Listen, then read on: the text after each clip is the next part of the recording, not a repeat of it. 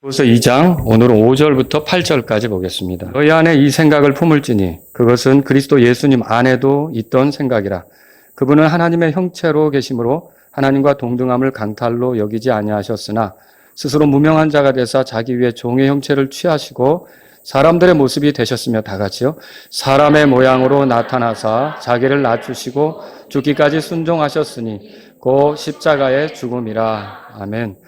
자, 오늘 제가 지난주에 이 1절에서 8절까지로 그 예수님의 제자가 교회 생활하는 원리 이런 제목으로 말씀을 드리면서 성육신, 그러니까 성육신이라면 이제 예수님께서 육체가 되신, 본래 하나님이시지만 육체가 되신 사건, 요걸 통해서 우리가 교회 생활하는 원리를 살펴봤다면 오늘은 이제 십자가를 통해 예수님이 십자가의 죽음을 경험하셨잖아요. 이 죽음을 통해 우리가 예수님의 제자로서 어떻게 교회 생활하면 좋은지 배우는 시간을 갖도록 하겠습니다. 제가 지난 시간에 이어서 이렇게 예수님의 제자로서 이제 교회 생활하는 원리가 뭔가 이제 이거를 말씀드리는데 아까 말씀드린 것처럼 지난 시간에 제가 예수님의 성육하심을 통해서 우리가 예수님의 제자로서 어떤 원리를 가져야 되는지 살펴본 겁니다. 예수님 안에도 있던 생각이 뭐냐 거기에 초점을 맞춰서 우리가 말씀을 보았는데 기억나시죠? 예수님 안에도 있던 생각은 첫 번째로 종이 되려는 생각이었어요. 그래서 교회에 이렇게 지체로 들어올 때 종이 되려는 마음, 그러니까 섬기려는 뜻으로 이렇게 들어오게 되면 결국 그게 교회 생활하는 원리를 잘 적용하는 것이 된다는 것이죠. 많은 사람들이 교회를 오해하는데 이 교회를 헬스클럽 그런 식으로 생각해. 헬스장. 그러니까 이제 헌금을 드리면 내가 마치 회비를 낸 것 같아서 헬스장에 다닐 때 내가 뭐 회비를 한 달에 뭐 9만 원을 냈다. 그러면은 아니 뭐 물통도 더 갖다 주시고 그리고 또 뭐 좀 선생님들도 좀 코치 선생님들도 늘려주시고 뭐 음악도 좀 바꿔주시고 막 이런저런 요구를 할 수 있다고 생각하는 거예요. 사실은 그게 어떻게 보면 고객으로서 그렇게 할 수가 있거든요. 일반 우리가 소비자로서 고객으로서 어떤 회비를 냈다면 충분히 그런 요구들을 할 수 있는데 사실은 우리가 교회에 들어올 때 고객이나 손님으로 들어오는 게 아니라는 걸 알아야 되죠.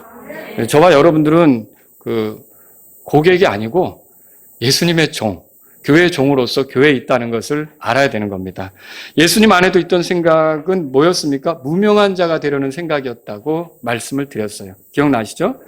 자기가 존중받지 못해도 대접받지 못해도 기꺼이 사람이 되셨던 분이 우리 예수님이세요. 성육신하는 과정이 이 땅에 찾아오는 과정이 대접받으려고 사실은 온 게 아니고 어떻게 보면 죽으러 오신 거거든요. 이제 사람이 그분을 알아보지 못하고 함부로 대하고 비난하고 욕하더라도 기꺼이 우리를 위한 희생물이 되고자 오신 것이 예수님의 성육신이었어요. 우리가 그런 성육신을 통해서 배울 수 있는 것은 이 교회 안으로 들어올 때 물론 존중받으면 좋죠. 기분도 살고 즐겁게 모든 일을 할 수 있지만 혹간 그런 일이 벌어지지 않는다 할지라도 나는 예수님의 이름을 높이기 위해 있는 것이지 내가 높여지려고 있는 것은 아니다라는 생각으로 섬기는 것이 교회 생활하는 그 원리가 된다. 이것을 여러분에게 말씀드린 거죠. 또 세 번째로 교회 생활하는 원리로서 우리가 예수님의 성육신으로부터 배워야 될 것은 권위를 존중하는 생각이다. 그렇게 말씀을 드렸어요. 기억나시죠? 자, 하늘에 계신 아버지하고 예수님은 누가 더 높습니까? 동등하시다고 성경에 써 있죠.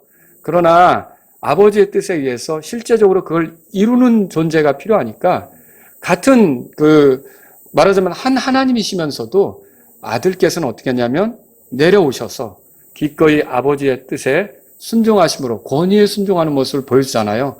교회 안에는 모든 사람이 높고 낮은 게 없어요. 다 우리는 제사장이고 다 같이 하나님의 자녀고 다 같이 하나님의 백성이기 때문에 목사든 성도든 다 같이 동일하게 하나님께 귀한 존재이긴 하지만 이 원리를 받아들인다면 교회 안에서 세워진 사람들 그들을 따르고 그들을 존중하는 것 이런 것들은 우리가 교회 생활을 하는 원리로서 필요하다. 이것을 우리가 지난 시간에 살펴본 겁니다.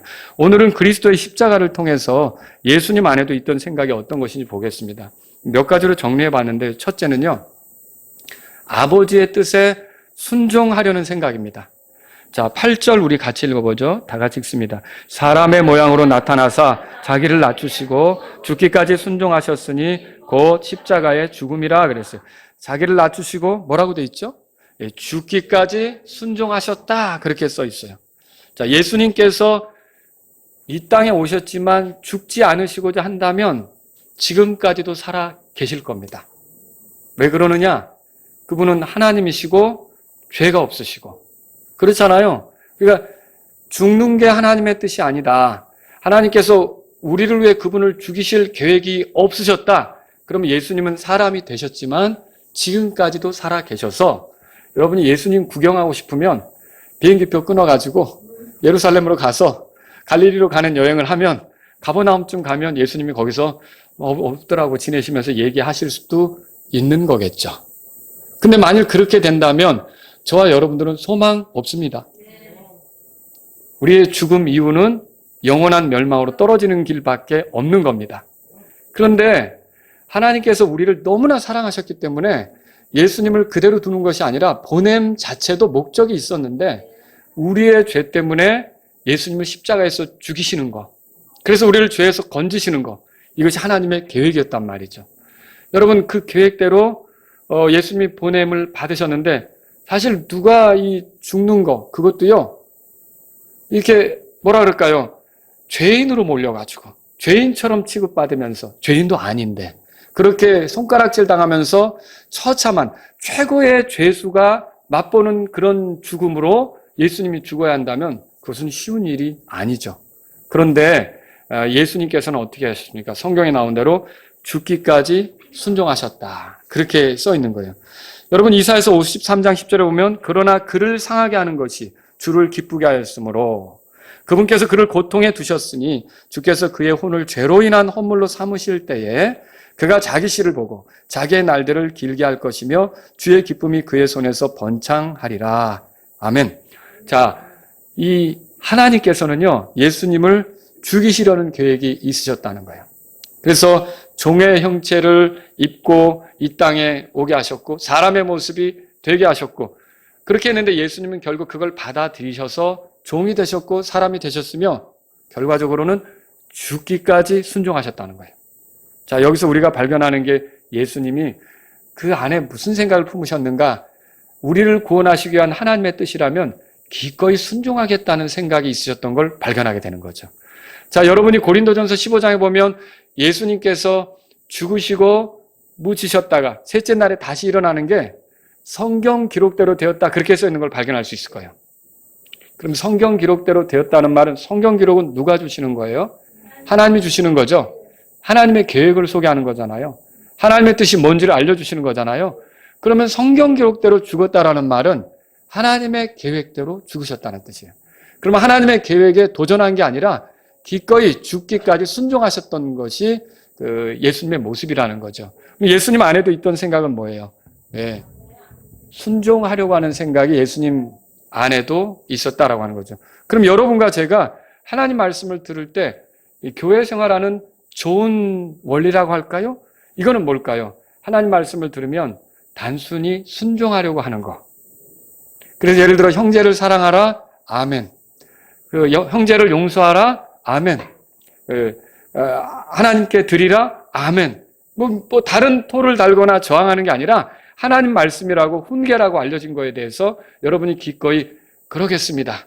주님의 뜻대로 되기를 원합니다. 이렇게 나가는 것이 교회 생활을 잘 하는 원리가 되겠다라고 하는 것이죠. 그래서 여러분들이 주일학교에서 성경을 공부할 때 무슨 목적으로 공부해야 하는 겁니까?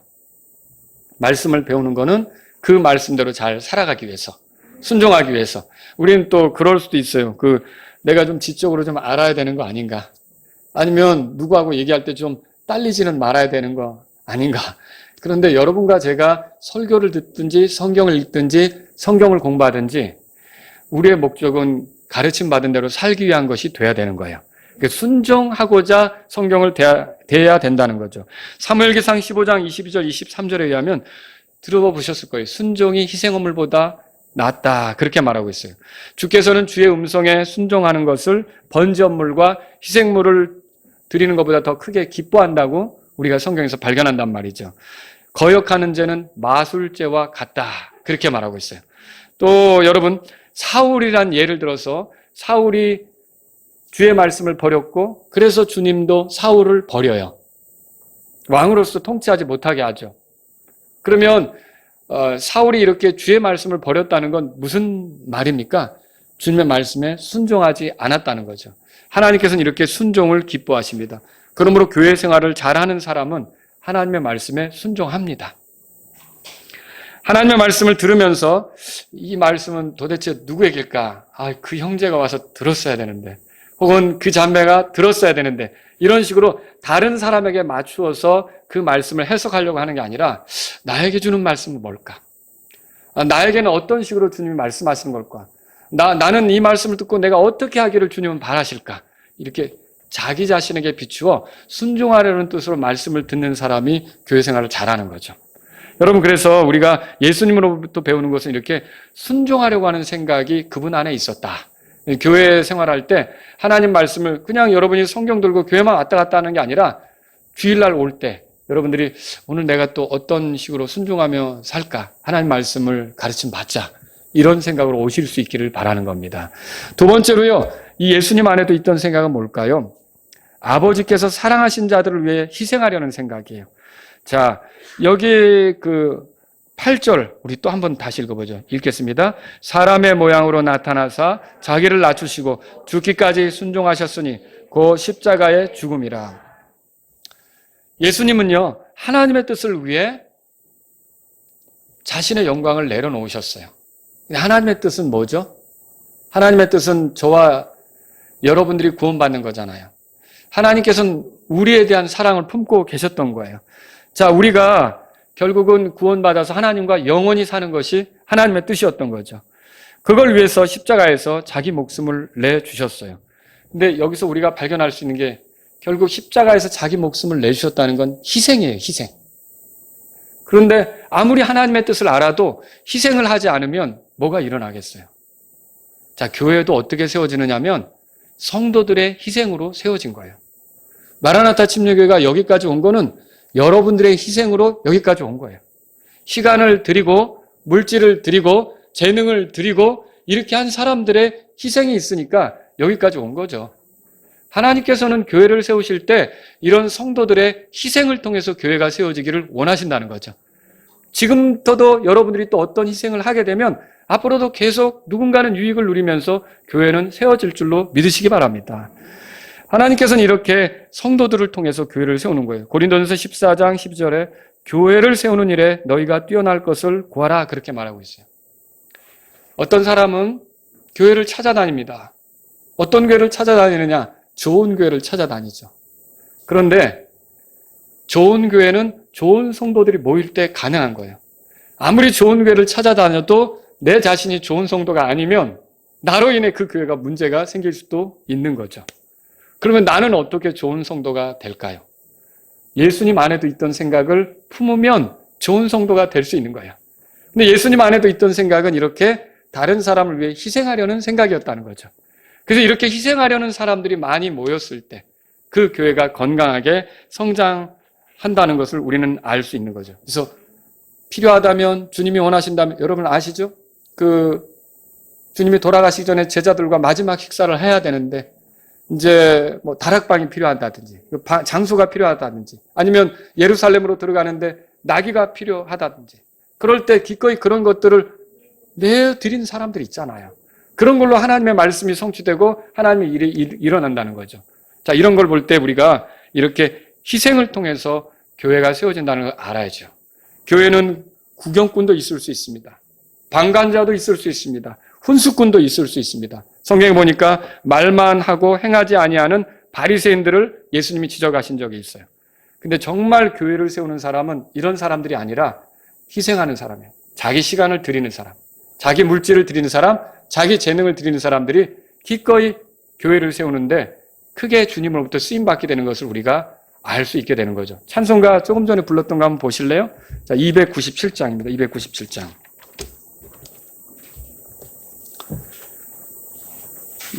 이 가사가 너무 귀하더라고요. 성경에서 온 가사들이고요. 근데 이제 그 2절에 보시면 저는 2절에 보시면 오른쪽 페이지 셋째 단 보세요. 아픔과 오해와 모든 시련 속에 함께 주님을 소망하며. 여러분과 제가 교회에서 섬길 때 아픔이 있죠? 한 번도 나는 교회 생활하는데 아픔이 없던데요. 그러면 아직 좀 뭔가 깊이 들어가지 못한 거예요. 교회 생활하면서 이렇게 깊이 들어가다 보면 아픔이 있게 돼 있어요. 있죠? 이게 있어요. 아픔이 여태까지 나는 없었는데요. 그럼 어떻게 보면 여러분이 겉돌았을 수도 있어요. 정말 교회 생활 깊이 하다 보면 아픔이 있어요. 여러 가지로 아픔이 있을 수 있어요. 그리고 또 오해도 있어요. 오해. 지체에 대해서 내가 그 사람의 본 의도를 모르고 드러난 것만 가지고 오해할 수도 있어요. 그 실상을 내가 정확히 모르면서 내 입장에서만 판단할 수도 있는 거죠. 오해가 있을 수 있어요. 뭐 시련도 있고요. 근데 그 속에서도 함께 주님을 소망하면서 가는 거죠. 여기서 중요한 게 이거예요. 형제를 위해 밑에서 두 번째 단인데 뭐라고 되어 있어요? 생명 잃어가는. 여러분은 이거 그냥 노래 불렀을지도 모르겠어요. 근데 저는 이 노래를 부를 때마다 이 가사가 지나갈 때 정말 이게 귀한 자세다라는 것을 알게 돼요. 그러니까 형제를 위해, 교회 지체를 위해 생명을 잃어간다는 거예요. 자기 것을 희생한다는 거죠. 자기 시간, 자기 재능, 자기 물질, 자기 어떤 것을 희생하면서 형제가 세워지기를. 교회 세운다는 게 뭐예요? 형제 자매들이 더 든든하게 세워지는 거 아닙니까? 이걸 위해서 자기 생명을 잃어간다. 우리가 이런 노래를 할 정도라면 그 교회가, 그 노래가 또 마음으로부터 나오는 노래고 그런 노래를 진심으로 할 수 있는 성도들이 모인 교회라면 그 교회는 주저앉을 수가 없어요. 그 교회는 세워질 수밖에 없는 거예요. 이렇게 형제를 위해 생명을 잃어가는 그 자세로 교회를 섬긴다면. 그래서 예수님 안에도 있었던 생각은 뭐냐면 십자가의 죽음을 통해 발견하는 건 희생하려고 하는 생각이었다. 희생 없으면 어떻게 우리가 구원을 얻어요? 예수님이 희생물이셨잖아요. 그러니까 희생이 내게 있어야겠구나. 이게 교회 생활하는 원리가 돼야 된다는 것이죠. 세 번째로요. 하나님께서 사랑하신 사람을 대신하려는 생각이에요. 갈라디아서 3장 13절에 보면 나무에 달린 자마다 저주를 받은 자다라고 그렇게 표현했어요. 예수님이 십자가에 달린 것은 저주를 받으신 거예요. 그런데 예수님이 저주받을 만한 일을 하셨습니까? 그렇지 않죠. 그런데 왜 저주를 당하시면서 십자가에서 처참하게 찍히신 겁니까? 우리가 당할 저주를 예수님이 대신 당하신 거죠. 여러분, 그래서 여기서 발견할 수 있는 게 뭐예요? 십자가의 죽음이라는 건 나를 대신해서 예수님이 죽는 그걸 보여주고 있는 거예요. 그러면 여기서 우리가 발견할 수 있는 게 뭡니까? 자, 예수님 안에도 있던 생각은 그거예요. 누군가를 대신해서 자신을 죽음에 내놓는 거예요. 그렇죠? 누군가를 대신한다는 생각이 거기에 있는 거죠. 그럼 우리가 교회 생활을 잘한다는 게 뭡니까? 어떤 지체를 대신하려고 하는 생각이 내게 있는 거예요. 이걸 잘 생각해야 돼요. 어차피 교회가 부족한 사람들의 모임 아닙니까? 이걸 오해는 하지 마세요. 우리 모두는 다 완벽하지가 않아요. 제가 실언한 거 아니죠? 여러분이 혹시 실족하시면 안 됩니다. 우리는 다 완벽한 존재가 아니에요. 물론 예배당에 올 때는 근사하게 차려입죠. 넥타이도 반드시 맨날 보고 머리도 바르고 하여튼 최고로 멋지게 오려고 하지만 사실 우리 자신에게는 많은 부족함이 있지 않습니까? 이게 다 우리의 모습이라는 거예요. 우리는 천사가 아니라는 거예요. 교회 생활을 제대로 시작하는 거 제가 이거 알려드릴게요. 교회 생활이라는 거 아까 제가 이제 오해, 아픔 이런 거 말씀드렸잖아요. 교회 생활을 진짜 제대로 시작할 수 있는 단계는요. 지체들로부터 부족한 것을 보았을 때예요. 지체로부터 상처가 될 만한 것을 보았을 때예요. 그 전까지는요. 그냥 수박 겉핥기 하듯이 수박만 모르는 것처럼 교회 생활의 맛을 모르는 거예요. 교회 생활이라는 건 어떻게 시작되느냐면 지체의 부족함이 눈에 들어오기 시작할 때부터 시작되는 거예요. 그때 사람이 두 가지로 반응이 나오죠. 하나는 상처를 안고 떠나가는 거예요. 그러면 그것은 그런 순례를 하게 되면 여러 곳을 다니게 됩니다. 왜냐하면 교회마다 사람이 모인 거고 완전하지 않은 사람들이 모였기 때문에 조금 지나면 다 드러나게 돼 있어요. 처음에야 딱 왔을 때는 모두가 다 거룩한 무슨 혹시 날개를 옷 속에 감추었나 막 이렇게 보일 정도로 멋지게 보일진 모르지만 시간이 지나면 어때요? 어머, 저 자매가 왜 저렇게 말이 거칠지? 저 자매는 왜 저런 식으로 약속을 안 지키지? 저 형제는 왜 저런 식으로 이게 들어오기 시작한다고요. 여러분 그거 아시죠? 이게 저만 느끼는 건가? 우리 그런 게 느껴진단 말이에요. 근데 이게 어느 교회나 있는 거예요. 근데 그것 때문에 내가 옮겨 다니기 시작하면 평생 교회를 하여튼 수십 군데를 다녀야 돼요. 그리고 그렇게 하면서 막 이렇게 좋은 교회 찾아다니는데 끝까지 못 찾을 수도 있어요. 근데 제대로 교회 생활하는 건 뭐냐면 그런 부족함이 딱 보였을 때 이게 내가 기도해 줘야 될 사안이구나. 내가 이 사람의 이 부족함이 드러나지 않도록 내가 대신 무슨 역할을 해야 될까? 여러분 이해하시겠어요? 거기서 교회 생활이 시작되는 거예요. 그게 십자가로부터 배우는 교회 생활이에요.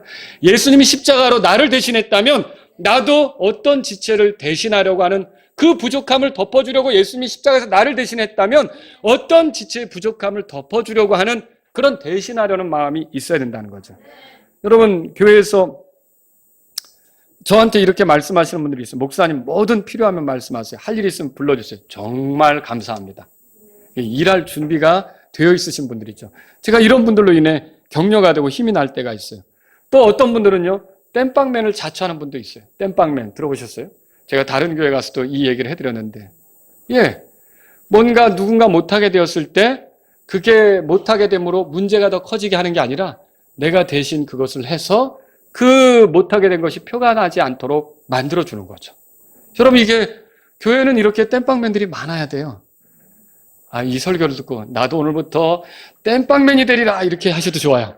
그런데 어쨌든 교회 생활하면서 누군가 하나님이 기회를 주셨는데 이것도 또 못하는 상황이 생길 수도 있잖아요. 그럼 여러분이 그것이 여러분에게 이거 대신 기회가 온다면 마치 십자가에서 예수님이 우리를 대신한 것처럼 우리도 그렇게 하려고 해야 된다는 거죠.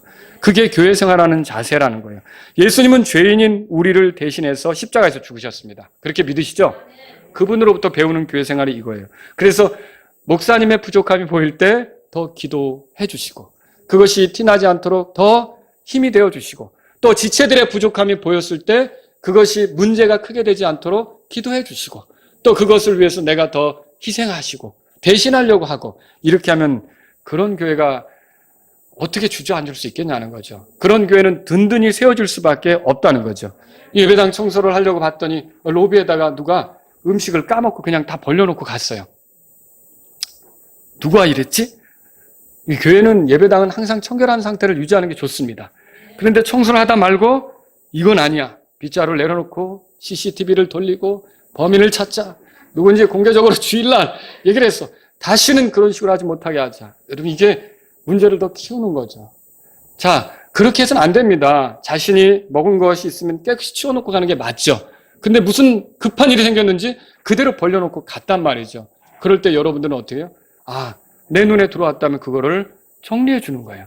그래서 정리해서 그 사람이 못한 걸 내가 대신해서 해줘서 우리가 다 같이 즐거운 환경 속에서 가도록 이렇게 하는 게 사실은 교회 생활의 원리라는 거죠. 근데 우리는 어때요? 이제 문제가 보기 시작하면 그걸로 판단하기 시작하는 거죠. 평가하기 시작하는 거죠. 이 정도밖에 안 된다고 또 점수를 주는 거죠. 결국 이렇게 하면서 교회가 주저앉기 시작하는 거라는 거죠.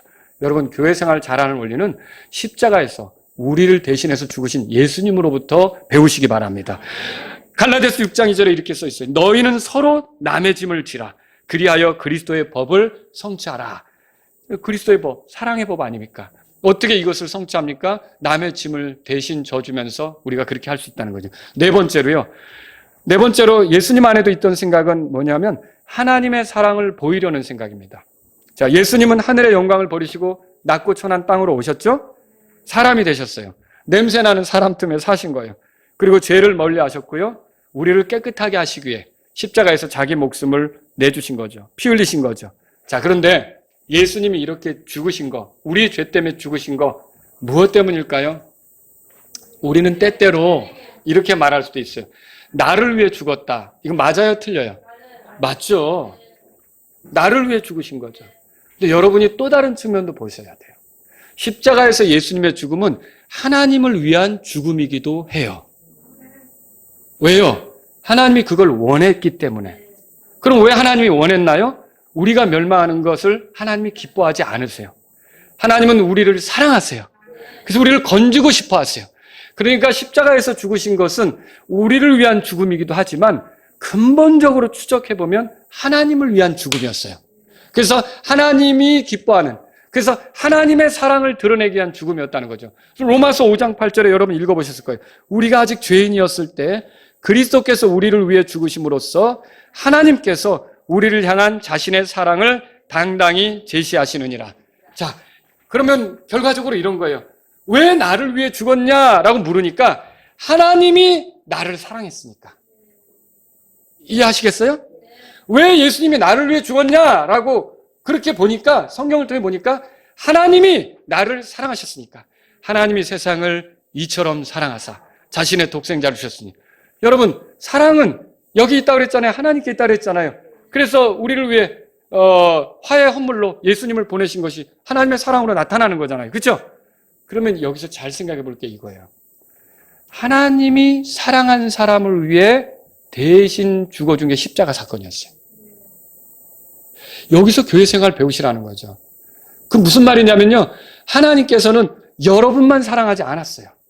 여러분 사랑한 게 맞아요. 여러분 옆에 있는 사람도 사랑하셨단 말이에요. 아시겠죠? 예수님의 십자가 피는 나만을 위해서 흘렸어요. 옆에 앉은 분들을 위해서도 흘려졌잖아요. 예수님은 나만을 구원하는 거예요. 옆에 앉은 사람들도 구원하는 거잖아요. 하나님이 나만을 사랑하는 거예요? 아니요. 옆에 앉아있는 사람들도 사랑하는 거잖아요. 그래서 예수님으로부터 배우는 교회 생활이라는 건 이렇게 하나님이 사랑한 사람들을 나도 기꺼이 사랑해서 뭔가 하는 거라는 거죠. 그래서 교회에서 지체들을 대할 때 여러분이 마음에 안 드는 것이 있을 수 있어요. 힘든 것이 있을 수 있어요. 그러나 가만히 근본적으로 생각해 보자는 거죠. 그분이 왜 여기 와 있나? 하나님 사랑하셨으니까 여기 왔죠. 하나님의 사랑을 받아들였으니까 여기까지 왔죠. 하나님의 사랑으로 구원받았으니까 여기까지 왔죠. 하나님의 사랑으로 죄 용서받고 지옥에서 건져졌으니까 여기까지 온 거 아닙니까? 그럼 우리가 그 교회의 지체를 어떻게 해야 되겠습니까? 하나님이 사랑하신 그 사람을 나도 사랑해야겠다. 이게 교회 생활을 잘하는 원리라는 거죠. 누구로부터 배우는 거예요? 예수님으로부터 배우는 거죠. 그래서 하나님께서 그 지체도 사랑하셨고 그 지체를 위해 예수님을 희생시키셨다면 나도 하나님이 사랑한 그 지체를 사랑해야겠다. 그 지체를 위해 내가 생명을 잃어가는 삶을 살아야겠다. 이것이 교회 생활을 잘하는 원리라는 거죠. 그렇게 하도록 모인 거란 말이에요. 마지막으로 하나 더 볼게요. 이렇게 예수님 안에도 있던 생각은 어떤 생각일까요? 순종에 대해서 자원하는 생각이에요. 자원하려는 생각. 성육신이 자원이었습니까? 하나님의 뜻이 있었죠. 하나님의 뜻을 알았을 때 막 못 가겠다고 막 실랑이를 하다가 이제 가죠 뭐 그럼 이러고 간 겁니까? 아니에요. 예수님이 이 땅에 오시는 거는 원해서, 자원해서 오신 거예요. 아버지의 뜻을 알고. 빌립보서 2장 보세요. 거기 보니까.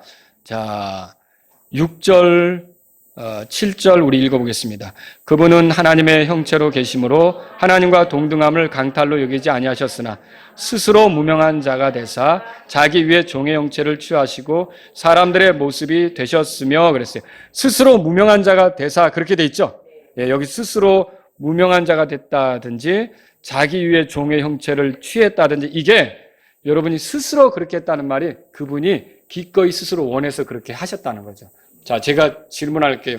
구약 시대에는 아직 예수님이 오기 전인데 그들의 죄 문제를 가리기 위해서 희생되는 짐승이 많이 있었습니다.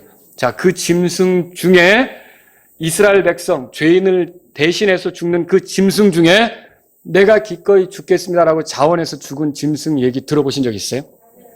자원해서 죽은 짐승이 있어요, 없어요? 아무도 없어요. 그 짐승들은 단지 하나님이 정하신 법에 의해서 이스라엘을 위해 그냥 끌려가서 죽은 거예요. 그들이 뭘 죽으려고 했겠어요? 그들이 끌려가서 억지로 사실은 어떻게 보면 죽은 거죠. 그런데 예수님은 어때요? 우리를 위해 기꺼이 자원하는 생각을 가지고 십자가로 가셨다는 거죠. 이 십자가의 죽음은 예수님이 자원함을 보여주는 거예요. 히브리서 10장 7절에 그때 내가 말하기를 오 하나님이여 보시옵소서 내가 주의 뜻을 행하러 오나이다. 주의 뜻을 행하러 오나이다. 이 예수님은 기꺼이 주의 뜻 행하기를 위해 이 땅에 자원해서 오셨다는 걸 알 수 있게 하는 거죠. 예수님 안에도 있던 생각은 뭐예요? 아버지의 뜻에 대해 자기 주장이나 자기 생각을 고집하지 않고 자발적으로 헌신하는 거예요. 그러면 예수님 안에도 있던 생각으로 교회 생활하는 건 뭐예요? 예수님 안에도 있던 생각으로 교회 생활하는 것은요, 자발적으로 하는 것이란 말이에요. 교회 예배 드리러 나오는데 여러분 억지로 나옵니까? 여러분 오늘 예배당에 오는데 억지로 오셨어요? 억지로 오는 거 아니라는 거죠. 나오세요, 나오세요 해야 나오는 거 아니라는 거죠. 여러분과 저에게 기회가 온다면 기꺼이 나에게 온 기회라고 해서 자발적으로 하실 수 있기를 바랍니다. 이게 교회 생활을 즐겁게 하는 방식이라고 하는 거죠. 주님이 십자가로 가는데 자발적으로 하는 거예요? 마지못해서 한 거예요? 자발적으로 하신 거예요. 물론 본디오 빌라도가 또 유대인들이 또 마귀가 가룟 유다가 결탁해서 예수님을 죽이는 것 같았지만 실제로 예수님은 기꺼이 우리를 위해 죽으시고자 하셨던 분이에요. 그분은 아버지의 뜻에 맞추어 자기의 뜻도 거기에 맞추어 스스로 원하셔서 십자가에서 죽으신 거죠. 이런 원리를 안다면 저와 여러분들은요, 십자가로부터 교회 생활을 배우는데 내가 기회가 오면 자발적으로 해야 되겠구나, 내가 자원해서 해야겠구나, 이런 정리를 하실 수 있기를 바랍니다. 성육신과 십자가로 예수님은 비참하게 되셨습니까? 아니에요. 그 밑에 보세요. 9절, 10절, 11절 다 같이 읽겠습니다. 그러므로 하나님께서도 그분을 높이 올리시고 모든 이름 위에 있는 이름을 그분에게 주사 하늘에 있는 것들과 땅에 있는 것들과 땅 아래에 있는 것들의 모든 무릎이 예수라는 이름에 굴복하게 하시고 또 모든 혀가 예수 그리스도는 주시라고 시인하여 하나님 아버지께 영광을 돌리게 하셨느니라. 자, 여기 9절에 이렇게 시작돼요. 그러므로 그렇게 했더니 하나님께서도 그분을 뭐라고 돼 있어요? 높이 올리셨다고 돼 있죠. 여러분, 우리가 이 땅에서 스스로 높아지려고 할 필요가 없어요. 로마서 2장 29절에 사람들에 대한 칭찬은 사람들에게서 나지 아니하고 하나님에게서 나느니라, 그 말씀이 있어요. 진짜 우리를 높여주시는 분은 하나님이세요. 근데 누가 이렇게 하나님에게서 높임을 받느냐는 거예요. 자, 이렇게 지금 십자가로 보여진 것들 있잖아요. 이렇게 행할 때 주님이 높여주신다면 교회 생활도 예수님 안에도 있던 생각을 할 때 결국은 그리스도의 심판석에서 높여지게 된다는 거죠. 이거 어마어마한 거죠. 고린도전서 3장을 펴보세요. 고린도전서 3장. 그래서 여러분과 제가 이 성도들을 세우고 살리는 이 교회 생활이 예수님 안에도 있던 생각으로 되어질 때 참 그게 복이구나, 이걸 알 필요가 있다는 거죠. 자, 9절에 우리는 하나님과 함께 일하는 일꾼이요 너희는 하나님의 농사요, 뭐라고 되어 있죠? 너희는 고린도 교회를 말하는데 하나님의 건물이니라 그랬어요. 교회를 뭘로 표현했어요? 건물로 표현한 거죠. 근데 내게 주어진 하나님의 은혜에 따라 내가 지혜로운 주 건축자로서 기초를 놓았고 다른 사람이 그 위에 세우되 저마다 어떻게 그 위에 세울지 주의할지니라. 아무도 이미 놓은 기초 외에 능히 다른 기초를 놓을 수 없나니 이 기초는 곧 예수 그리스도시니라. 교회의 기초가 뭐라고요? 예수 그리스도시라고요. 그러니까 다른 기초를 놓으면 그건 주님의 교회가 아니에요. 뭐 안상홍을 따라가자든지 기초가 안상홍이고 기초가 이만이고 기초가 이렇게 다른 사람이 되면 그건 주님의 교회가 아니에요. 예수님을 따르자, 예수님 위에 서자, 예수님 말씀대로 하자, 예수님이 기초가 될 때 진짜 교회죠. 기초는 예수님이세요. 12절, 그런데 만일 어떤 사람이 이 기초 위에 금이나 은이나 보석이나 나무나 건초나 집을 세우면 이제 건물을 올리는 거죠. 교회 건물을 올리는 거죠. 교회를 세워가는 거예요. 교회를 세워가는데 여기 보니까 금, 은, 보석, 나무, 건초, 집 이런 것들이 나와요. 각 사람의 일이 드러난다고요. 이렇게 교회 세우는데 어떤 식으로 일했는지가 드러난다는 거예요. 결국은 언제 드러날까요? 그날 그리스도의 심판석에서. 그 뒤에 보세요. 그날이 그것을 밝히 드러내리니 이는 그것이 불에 의해 드러나고 그 불이 각 사람의 일이 어떤 종류인지 그것을 시험할 것이기 때문이라. 언젠가 우리가 어떤 방식으로 교회를 섬겼는지 다 드러날 때가 있다는 거죠. 근데 그런데 14절, 어떤 사람이 그 기초 위에 세운 일이, 예수님 위에 세운 일이 남아있으면 그는 보상을 받고 어떤 사람의 일이 불타면 그는 보상의 손실을 당하리라.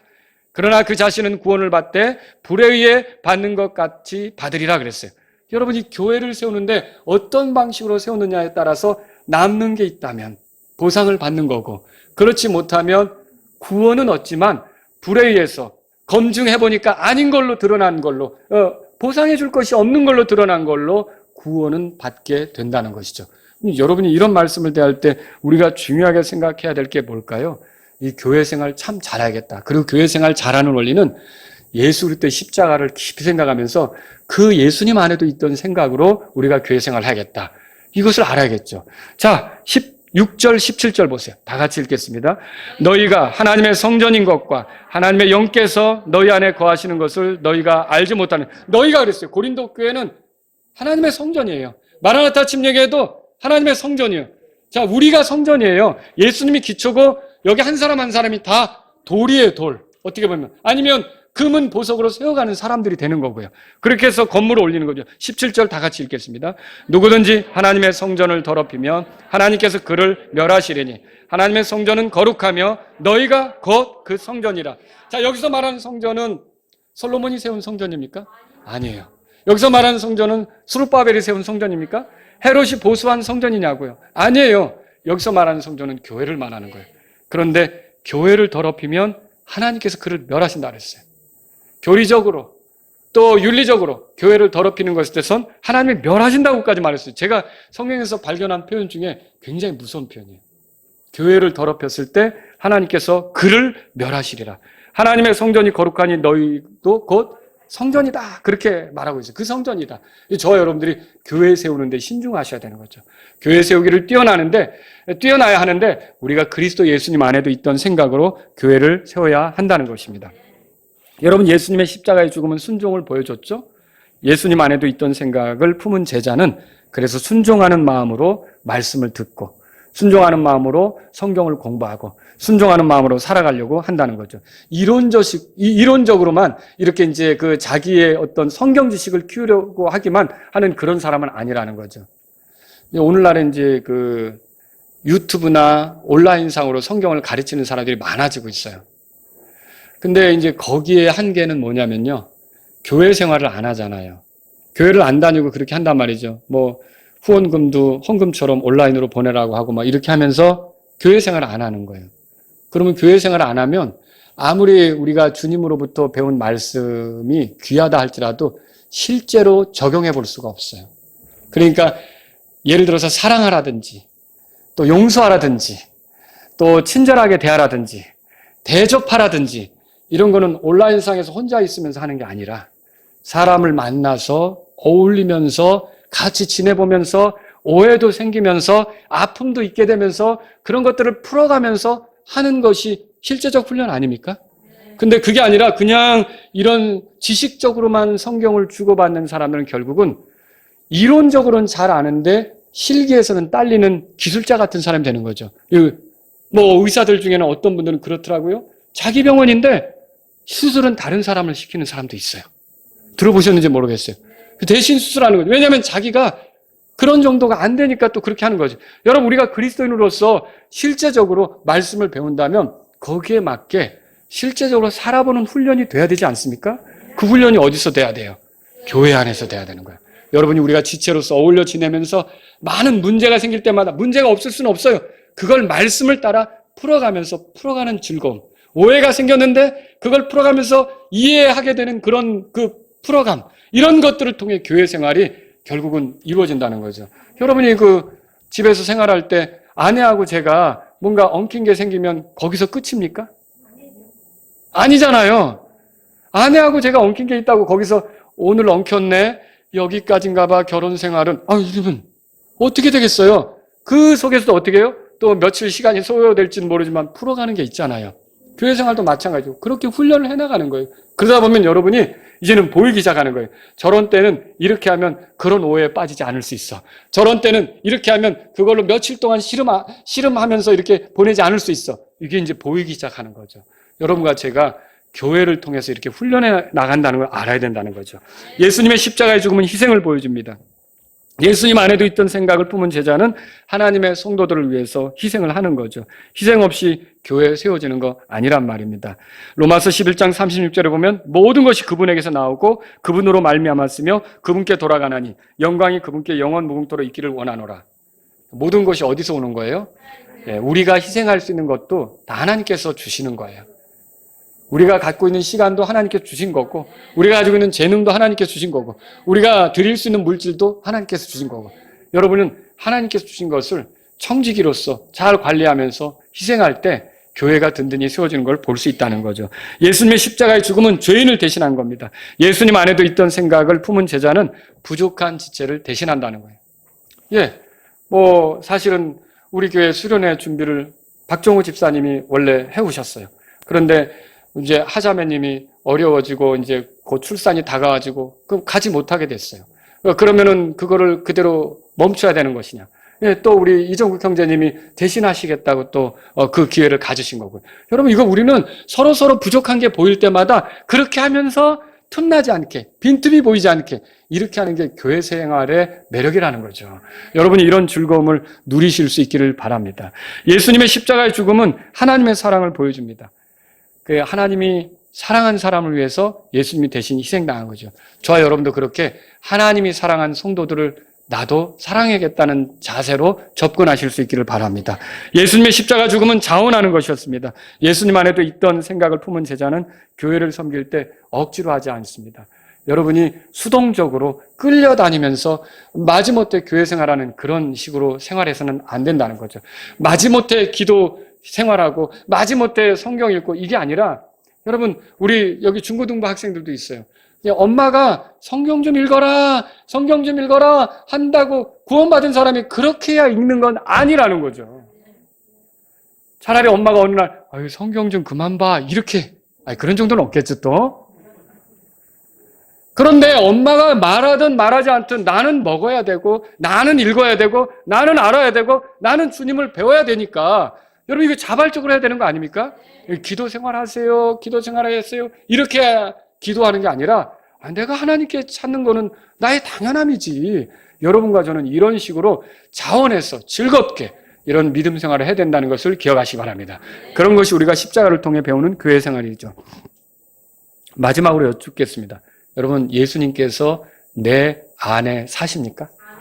갈라디아서 2장 20절처럼 내 안에 예수님께 사신다고 말씀하실 수 있습니까? 그럼 예수님 안에도 있던 생각이 내 안에도 있는 거죠. 그 생각을 드러내시면서 교회 생활할 때 여러분들은 정말 복될 것입니다. 저는 이 원리를요, 가정에도 적용해 보시라고 말씀드리고 싶어요. 정말 중요한 겁니다. 그러니까 교회 지체에게만 적용할 게 아니라 내 배우자 혹은 내 자녀들, 나의 부모에게도 이 원리를 적용해 보시라고 말씀드리고 싶어요. 그러면 관계는 많이 달라질 거예요. 가정은 주저앉을 수가 없어요. 가정이 깨질 수가 없어요. 이렇게 예수님 안에도 있던 생각으로 배우자를 섬기고 또 자녀들을 섬기고 부모를 섬기는데 어떻게 그 가정이 주저앉을 수 있겠어요? 저와 여러분들이 건강한 교회를 세우고 건강한 가정을 이룰 수 있기를 주의 이름으로 바랍니다.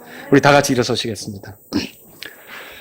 오늘 이 말씀을 들으신 여러분 가운데 하나님 아버지, 저에게 예수님 안에도 있던 생각이 나의 삶을 주장하시고 이끄시기를 원합니다. 이런 분이 있다면 주님 앞으로 나아가십시오.